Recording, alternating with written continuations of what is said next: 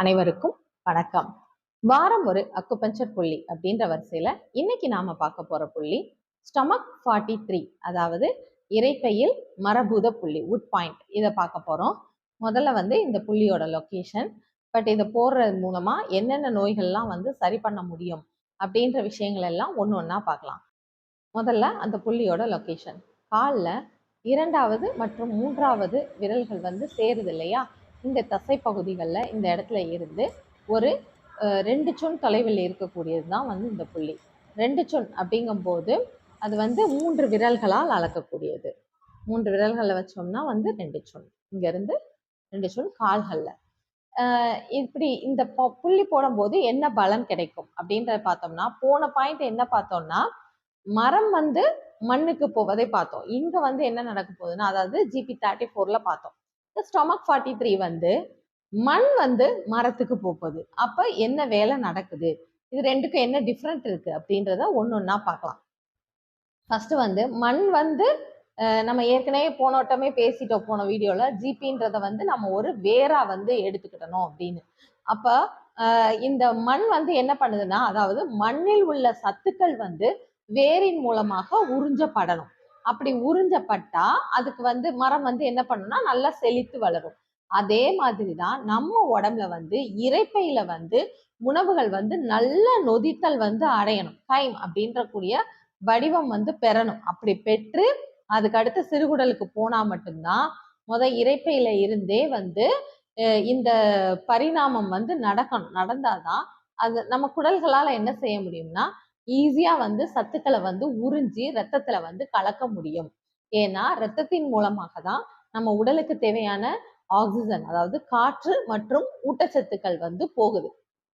இப்போ இத நேச்சரா நம்ம பாக்குறோம் அப்படின்னா, இதை எப்படி எடுத்துக்கலாம் அப்படின்னா, மண் வளமா இல்லை, அதாவது மண்ணுல சத்துக்கள் இல்லை அப்படின்னா நம்ம என்ன பண்ணுவோம் அப்படின்னா, ஒண்ணு உரம் போடுவோம், இல்லைன்னா என்ன பண்ணுவோம்னா அடுத்து இந்த ஒரு செடி எடுத்துட்டு இன்னொரு செடி போட முன்னாடி அடியில உள்ள மண்ணை கிளறி விடுவோம். ஸோ அடியில இருக்கக்கூடிய ஊட்டச்சத்துக்கள்லாம் மேல வரும். ஏன்னா அந்த ஈர்ப்பு விசையினால என்ன பண்ணும்னா, மேல இருக்கிறதுல உள்ளதெல்லாம் உறிஞ்சிடுச்சுன்னா அடியில தன்னை போல நீரு அப்புறம் இந்த சத்துக்கள் இதெல்லாம் அடியில உள்ள மண்ணில் இறங்கி இருக்கும். ஸோ அதை நம்ம மேலோட்டமா கொண்டு வருவோம். அது மூலமா வேர் ஈஸியா உறிஞ்சிக்க முடியும். இங்க நாம எதையும் கிளறி விட முடியாது. நம்ம உடலை பார்க்கும்போது அது என்னவாதான் இருக்கணும் அப்படின்னா, நல்லா மென்னு சாப்பிடணும். ஏற்கனவே பசி எடுத்து சாப்பிடணும்ன்றத பேசியிருந்தோம். அதே மாதிரி நல்லா மென்னு சாப்பிடும் போது இரைப்பையினுடைய பனி பாதியா குறையும். அப்படி குறையும் போது அதால என்ன பண்ண முடியும்னா, ஈஸியா சத்துக்களை பிரித்து கொடுக்க முடியும். மண்ணுல ஊட்டச்சத்து இருந்துட்டா மட்டும் மரத்தால பிரிச்சிட முடியாது. அந்த மண்ணுல இருந்து அது பிரியணும்.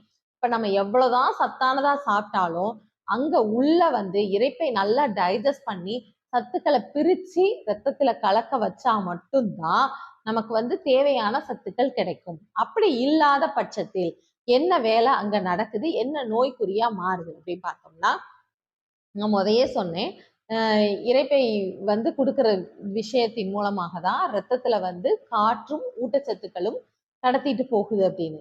இப்ப ஊட்டச்சத்துக்களே கிடைக்கல, அப்ப அந்த ரத்தத்துல என்ன மிகும்? வெறும் காற்று மட்டும்தான் மிகும். அதுதான் நம்ம உடம்புல என்ன கூடுதுன்னா, கேஸ் அப்படின்ற ஒரு தொந்தரவு கூட ஆரம்பிக்குது. ஸோ அந்த சரியான முறையில டைஜஷன் நடக்காம அதுல இருந்து உருவாகக்கூடிய வாயுக்களும் ரத்தத்துல கலக்கிறதுனால அதிகமான வாயு இருக்கு. அதனால வயிறு உப்பிசம் ஏற்படும். இந்த வாயு அப்படின்றது அதிகமா ரத்தத்துல தேங்க தேங்க தேங்க என்ன ஆகும் அப்படின்னா, நம்மளுடைய குடல் இரைச்சல் எடுக்க ஆரம்பிக்கும். காற்று உள்ள இடத்துல ஒரு சவுண்ட் உருவாகுன்றது நமக்கு தெரியும். ஸோ அதே மாதிரி இங்க குடல்ல இரைச்சல் ஏற்பட ஆரம்பிக்குது. அப்ப என்னன்னா, வெற்று இதா ஓடிக்கிட்டு இருக்கும்போது வெறும் மோட்டரை ஓட்டினோம்னா ஒரு சத்தம் கேட்கும் இல்லையா, அதே மாதிரிதான் ஊட்டச்சத்தே இல்லாத ஒரு விஷயத்த எடுத்துட்டு போகும்போது அங்க ரத்தத்திலையும் என்ன ஆகுதுன்னா, அந்த குடல்ல இரைச்சல் சத்தம் கேட்க ஆரம்பிக்குது. அது உயிரைக்கு சத்துக்கள் எதுவும் இல்லாம. ஸோ குடல் இரைச்சல் அப்படின்ற ஒரு தொந்தரவு உங்களுக்கு இருக்கு அப்படின்னா, நான் சொன்ன இந்த விஷயங்கள்லாம் ஃபாலோ பண்ணுங்க. பசிச்சு சாப்பிடுங்க, நல்லா மென்னு சாப்பிடுங்க. இதெல்லாம் பண்ணும்போதுதான் உங்களுக்கு உடம்புக்கு தேவையான ஊட்டச்சத்துக்கள் கிடைக்கும். இந்த ஸ்டொமக் 43 அப்படின்ற பாயிண்ட்டை நீங்க போடும்போது குடல் இரைச்சலை நல்லாவே சரி பண்ணலாம். அது என்னன்னா, இரைப்பையை நல்லா வலுவாக்குது. வலுவாக்கி ஈஸியா வந்து ஜிபி வந்து சத்துக்களை வந்து உறிஞ்சுறதுக்கு உண்டான வேலையை வந்து இங்க வந்து நடத்துது. அதனால வந்து ஸ்டொமக் 43 பாயிண்ட் வந்து போடும்போது குடல் இரைச்சல் அப்படின்ற பிரச்சனை வந்து சரியாகும்.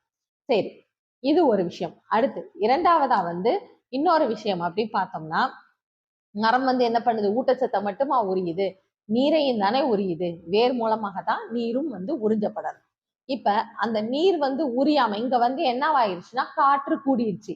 காத்து கூடி இருக்கக்கூடிய நிலையில நீரை வந்து உரிய முடியுமான்னு கேட்டீங்கன்னா அது வந்து கண்டிப்பா முடியாது. இப்ப இதை எப்படி எடுத்துக்கலாம் அப்படின்னா நம்ம வந்து ஒரு மோட்டார் போடுறோம். அந்த மோட்டார் போடும்போது நீங்க வந்து ஏரை வந்து லாக் பண்ணாம அப்படியே வந்து மோட்டர் ஆன் பண்ணிட்டீங்க அப்படின்னா உங்களுக்கு வந்து தண்ணி வந்து மேல ஏறுமா கேட்டீங்கன்னா கண்டிப்பா ஏறாது. ஏன்னா அங்க வந்து காற்று வந்து என்ன பண்ண விடாதுன்னா அந்த நீரை வந்து பம்ப் பண்ணி மேல ஏத்த விடாது. இது வந்து நீங்க எல்லாருமே வீட்டுல வந்து நீங்க அனுபவபூர்வமா வந்து உணர்ந்திருக்கலாம். சோ அதே விஷயம்தான் இங்கேயும் நடக்கும்.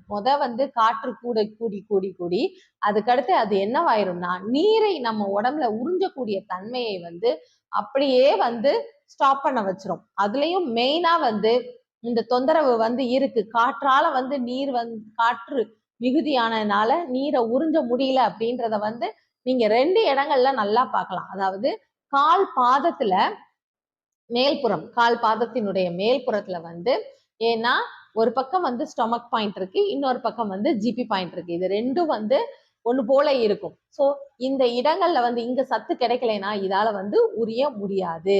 அப்போ இந்த கால் பாதத்தினுடைய அந்த மேற்புறம் வந்து வீக்கம் அடைய ஆரம்பிக்கும்.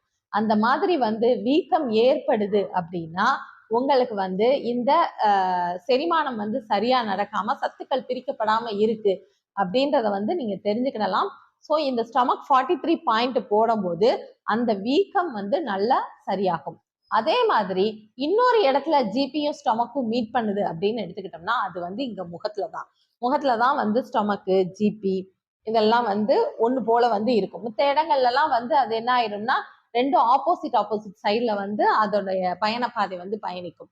ஆனா இந்த முகத்திலையும் கால்லையும் வந்து ஒரே நேர்கோட்டுல வந்து பயணிக்குது. சோ அந்த இடங்கள்ல வந்து என்ன ஆகும்னா இங்க வந்து நீர் கோர்க்குது.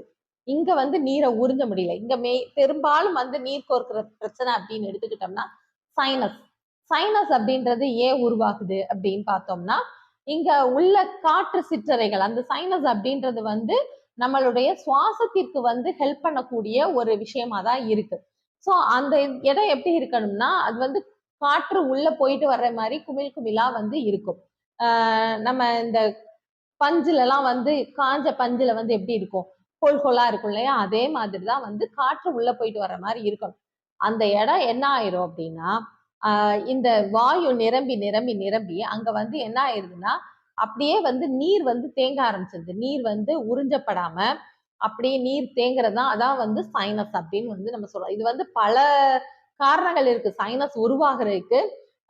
நமக்கு வந்து பொல்யூஷன்னால இருக்கலாம், இல்லைன்னா அவங்களோட ஃபுட் ஹேபிட்னால இருக்கலாம், இந்த சுவாச பாதையில ஏதாவது தடை ஏற்படுறதுனால, சதை வளர்றதுனால, இப்படி நிறைய விஷயங்கள்ல இருக்கலாம். ஆனா அங்க வந்து நீர் கோர்க்குது. அந்த நீரை வந்து உறிஞ்சணும் அப்படின்னா இந்த ஸ்டொமக் 43 பாயிண்ட் வந்து போடணும். ஏன்னா அங்கேயும் வந்து அந்த காற்று தடைபடுறதுனால காற்று வந்து அங்க என்ன பண்ணுதுன்னா இந்த நீரை வந்து உறிஞ்ச விடாம வந்து தடையாக்குது. ஸோ அதனால வந்து நம்மளால வந்து அந்த நீரை உறிஞ்சிக்க முடியாம அவங்க ஃபுல்லா வந்து அப்படியே கண்ணெல்லாம் அப்படியே ரெட்டிஷ் ஆயிரும், ரொம்ப நீர் கோர்த்துட்டு தலை வலிக்குது அப்படின்னு சொல்லுவாங்க. அப்ப இந்த பகுதிகளில் வந்து உங்களுக்கு வந்து வீக்கம் இருக்கு, இங்க வீக்கம் இருக்கு அப்படின்னா கண்டிப்பா வந்து முகத்துல உள்ள வீக்கத்துக்கும் வந்து இந்த ஸ்டொமக் 43 அப்படின்ற பாயிண்ட வந்து போடலாம். இதை போடும்போது நல்ல ஒரு ரிசல்ட் இருக்கும். அக்குபஞ்சர் என்னும் அற்புதமான மருத்துவத்தை அனைவரும் பயன்படுத்தி பலன் பெற வேண்டும் என்று கேட்டுக்கொள்கிறேன். நன்றி, வணக்கம்.